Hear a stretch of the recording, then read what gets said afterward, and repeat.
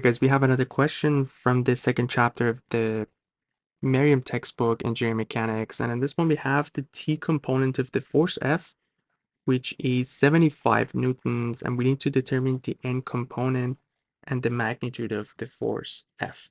So first of all, we need to resolve this force into N and T component. So we have this force F, which we can show it like this, that force F. And if we want to resolve that force into N and T component, let's consider this our negative T axis and this our negative N axis. And if we resolve this force, this is going to be our N component, which we can call it Ft, the T component, and this will be our N component. So we also have some information about the angles. We have this two lines parallel to each other and this one crossing. We know this one's 30 degrees. So if that one's 30 degrees, this angle here is also 30 degrees.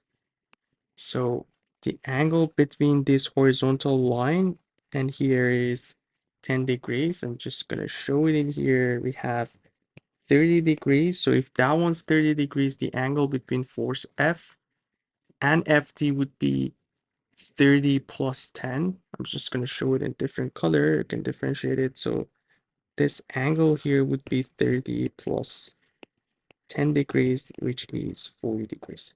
So now that we have this, it's actually pretty easy now.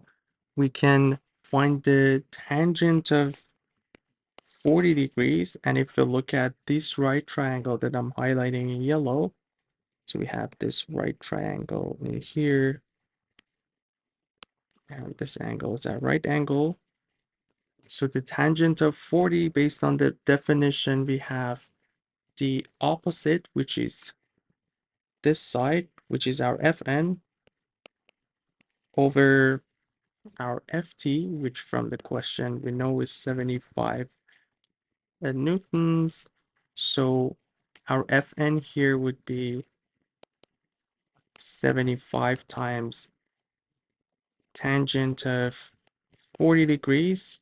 So 75 times tangent of 40 degrees, that's gonna give us 62.9 newtons. One thing that we need to keep in mind that this is the absolute value of Fn, because if we look at Fn, we'll see that it's acting along negative N axis. So if we want to show the Fn, that's actually in this direction, minus 62.9 Newton. So we have to watch for this negative sign.